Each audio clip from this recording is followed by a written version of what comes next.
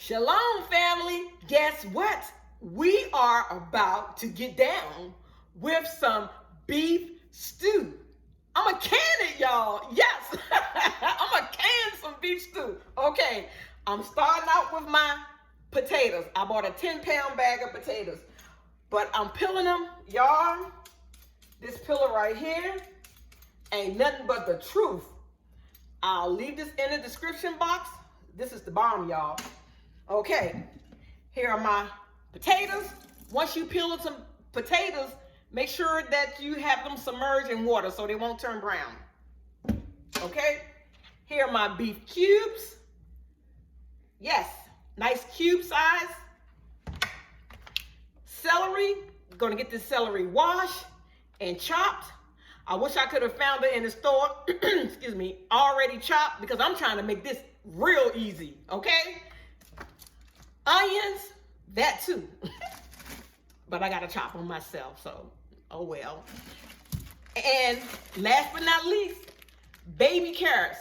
Baby carrots, you guys, only thing I have to do is wash these and cut them. I don't even have to peel them, because nobody got time to be trying to peel no carrots, okay? We try to make this thing fast and easy. My beef broth, store-bought beef broth, okay? And all the rest of my seasonings and some tomato paste. Homestead Heart had tomato paste. And I'm gonna go with my seasonings. And when I come back, we're gonna rock and roll stuffing these quart jars, y'all, okay? Real easy and fast. Okay, family, I got my celery all washed. I'm gonna show you how to cut it. So you just bring all your celery down. That way it makes it even. Some of them long, some of them tall. So just bring them all down to the same size and just go through and just make about an inch cut. It makes it so much easier when you just have them all together like this. So you're leaving about an inch. Let me show you. That's going to be a nice size. And then while I have you, I want to show you about these carrots, these baby carrots. See, these are fat. These are the fat ones. See, it's just as fat as my thumb. And make sure you take off that bad looking head right there. And then what you can do is you can just cut that fat boy in half. And I'm not going to bring you back with the onion, cutting the onions, because I don't want y'all to see me crying, because I always cry. So when I come back, the tears will be gone. Okay, family, I'm cutting my potato. Cut it down to half in the middle. And then what I'm going to do, I'm just going to go 1, 2. Because I want nice size chunks, because I don't want it mushy. And if you run across any spots in any of your vegetables, the celery, the carrots, the onions, potatoes, just cut those spots out, you guys. Yes, because we don't want to compromise our food. I'll be right back. Okay, family, I am back after chopping all this food up, okay? So now we're gonna start stuffing our jars. I am using a quart jar. I'm using 7 quart jars, and I might have enough for something else, maybe some pint jars. I don't know, but it seems like a whole lot of stuff over here. But I don't know. This is my first time doing beef stew. Like I said, I got the recipe from Homestead Heart. She had lamb. Okay, so I'm using beef, but I'm gonna try to mimic what she did. Okay, and like I said, I'm like a month out, so the more you can, the better you get, the more comfortable you get at it. Okay, so without further ado, always go to my top, make sure everything is working, make sure this little button goes up and down. I look through this little pipe, make sure I can see through the pipe. I make sure that my rubber seal is nice and lubricated. Okay, so we want to do that. I've already filled my canner. Sorry, you guys. I already filled my canner with water. it takes 4 quarts of water. And if you don't see the little line inside, that little line inside is hard to spot in a Presto 23 quart, but you can rub your finger along it and you can find it. But sometimes I just go ahead and grab this jar and I hit it 4 times, okay? So here we go. Without further ado, so I'm gonna turn this around so you guys can see. I'm just gonna fill a couple of them. I'm not gonna hold you on camera. My hands are nice and clean. Let me pull up my sleeves. Okay, I'm going to start filling my jars, you guys. I'm starting with the beef. Throwing the beef at the bottom. About 6 or 7 pieces. 6 or 7 pieces at the bottom. Let me show you the size of the cubes. Okay. And yeah, it looks like I may have enough for more. I think I'm gonna add about 9 pieces to each jar. Okay, because this is a quart jar, and you do want some meat in your beef stew. Okay. Now here, my potatoes. I just drained the potatoes. Do not have these potatoes just sitting out, you guys, because they will turn brown. I have some more in the sink and I have them in water. So when I get to it, they won't be brown. So, okay, so here we go. Put my potatoes in there. Let me show you the size of my potatoes. I got nice sized potatoes, you guys, for the simple fact that I don't want my potatoes to be mushy. So I made them pretty big because we are dealing with meat. We're going to need this to can for 90 minutes. Okay, if I was doing the pint jars, it would be 75 minutes. But since it's going for that long, I made my cubes a little larger. Okay, then I'm gonna throw my carrots in. Got my carrots in here. This is gonna be delicious. Throw some more carrots in here. Like I said, I think I might have enough for some pint jars. So if I do, I'm just gonna crank up the other canner. Okay, now I'm throwing my celery in here. And remember, you guys, you must leave a inch headspace. Okay, you must leave an inch headspace. So I got all that in there. And last but not least, my onions. Get my onions in there. I like it because you can use your hands. Yes, you can get in there. And like I said, I'm just going to do 3 right now because I don't want to bore you guys. But this is not boring. This is so exciting. Look at this. Isn't that a beautiful sight? That is so beautiful. So what I'm gonna do now is I'm gonna throw my seasonings in there. I'm gonna start out with, this is the Canon salt, you guys, the Canon and pickling salt. I'm gonna throw a teaspoon. I'm working with a teaspoon because this is a quart jar. And then I'm also gonna use a teaspoon of my onion powder. This is some fine onion powder. It's very fine. Well, a heaping teaspoon. Yeah, you can do a heaping teaspoon. And then I'm just going to add like of my minced garlic, a half a teaspoon of minced garlic. Okay, and I'll do the same thing in all the rest of the jars, you guys. And another thing that she mentioned was this tomato sauce. I've never had tomato sauce in my beef stew. I don't know. I've never made it with tomato sauce. So what I'm gonna do is, I better get my funnel. This a funnel like this, you guys. This funnel sits on the outside and it has the measurements on here, so you know that you have a inch quarter space. Okay, so I'm gonna throw in 2 tablespoons. Okay? I'm gonna try the 2 tablespoons. But for the next 4, I'm not going to add the tomato paste in there. This is a 12-ounce jar, so 12-ounce jar, so you use 12 ounces of water. So once I pulled out the tomato paste, I just fill it up with water, and then I just mixed it all together because you want equal parts. Okay, so I have that done. It looks so beautiful. Okay, so now let me grab my paper towel because I got some on my hand. And now I'm going to add my broth.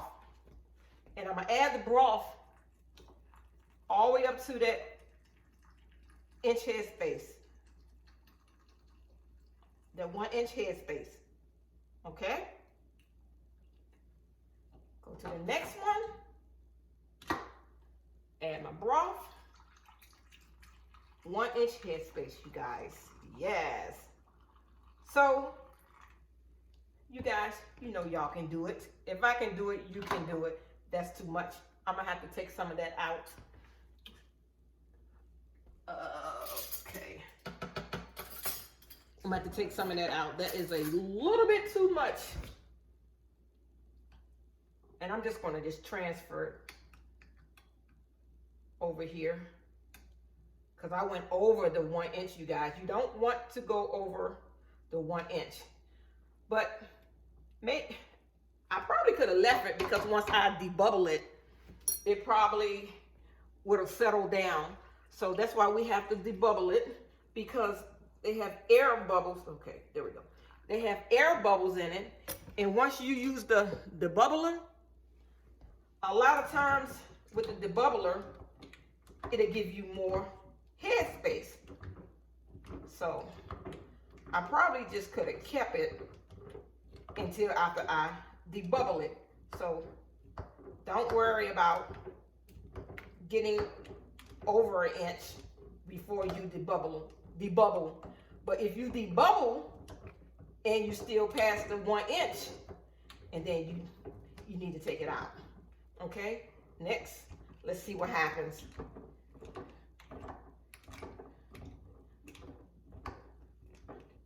I think this is going to be delicious. Yes. Okay, we got to get these air bubbles out, because you know want them air bubbles to come up to the top. Okay, let's see. Yeah, that's perfect. And my next one, I can see now that I am going to have to add some more broth, you guys. Yes. Oh, as far as my carrots, those baby carrots, I used 2 bags of those baby carrots. And some of the carrots were pretty long, so I was able to cut them into 4s. Some I cut into 3s. You just judge for yourself. You just judge for yourself. See the size? Yeah. So this is going to need more broth. Okay.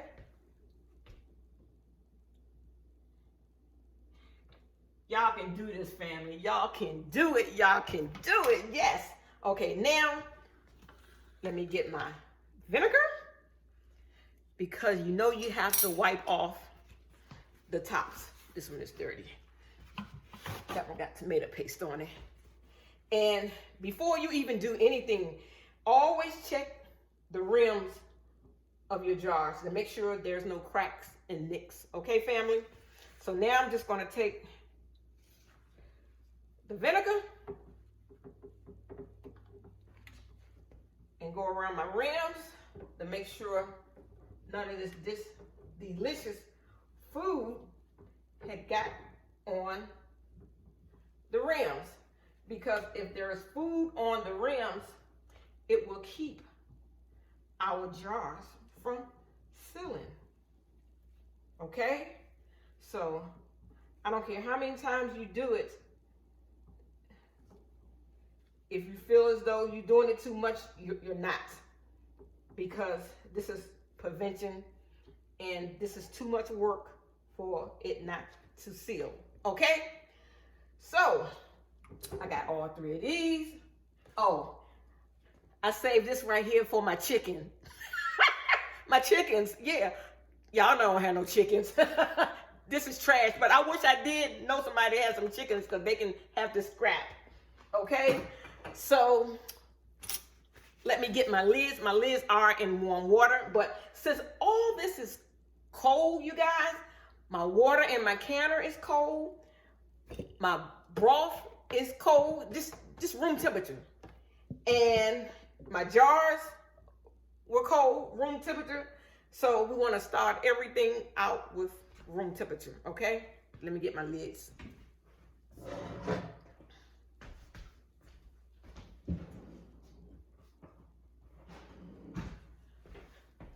Okay, let me get my lids.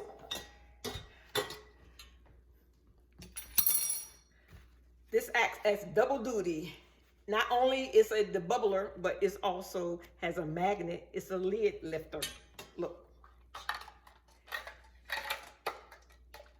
It just lifts those lids right out of there. So everything is clean. I got everything at 1 inch headspace. Throw my lids up here, you guys. We're gonna do this. Put my bands on it. Some call them rings. Fingertip tight. Fingertip tight. Fingertip tight. I'm gonna go and put these in my canner, and I'm gonna finish up the last 4, okay? And I'll bring you back. Okay, family, I am putting my jars in my canner. Yes. These are the ones that I did off camera. And this is the one that I did on camera with the tomato sauce. I didn't put tomato sauce in this one. So yeah, so what I'm gonna do, I got all 7 of them in here, you guys. I'm gonna put my top on, close it up, turn my heat on high, to make sure my canner is centered. And I'm gonna let this bad boy come up to pressure. Once a steady stream of steam, that is hard to say, start shooting out here, out of this little vent pipe that steam shoots. Once it starts, I'm gonna set my timer for 10 minutes and then I'll come back, okay? Okay, family, this vent pipe has been shooting steam for 10 minutes. Remember I said once it shoots steam for 10 minutes? So it has been shooting steam for 10 minutes. My little gauge is up. My little button is up. It's ready to put the little weight on it. Now that I have the weight on it, now it has to climb to 10 pounds of pressure because of my altitude. It may go to 11, but once it gets to around 8 or 9, I still have it on high. Once it gets to like 8 or 9, I'll start dialing the heat back gradually, just a little at a time. I'll come back once I reach 10 pounds of pressure. Okay, family, I am at 10 pounds of pressure. Now I'm going to start backing my heat down. I had it on high. I went down to about 8. So you just watch it. It may go to 11, but if it does go to 11, just continue on bringing your heat down. I am working with a Presto 23 quart. If this starts to rock, you have your heat too high. So now I set my timer for 90 minutes because I have meat in here. I'll be back. All right, family. It has been 90 minutes and my canner has come down to pressure. My gauge is on 0. Now I can take off the weight regulator and now I have to open this baby. Always open it away from you. It's been sitting here about 5 minutes, so What I do, I just open it and I lift it just to let some of the steam out because it is really, really hot. Just letting some of the pressure out. And then I just lift it again and I take it to the sink. Oh, you guys, it smells so good. Oh. Oh, look at this. Look at that. Oh, it smells so good, y'all. I wish you guys can smell this. Smell-o-vision. I wish we had that. Oh my goodness, they are beautiful. They look delicious. Ah, there's 4.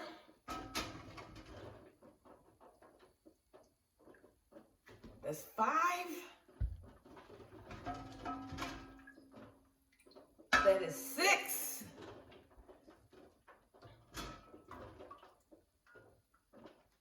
And 7. And it's still boiling. And guess what, you guys? I got 7 quarts. But that's not all. I have another camera back here. I was able to get 8 pint jars. How cool is that? So I have 15 jars of beef stew, okay? I just want to thank you guys. I want to thank you guys for watching and sharing my video and hitting that like button and subscribing. So if you like it, pass it on to somebody else. You can do it. You can do it, okay? I love you guys, but guess what? I love the Most High more. Shalom.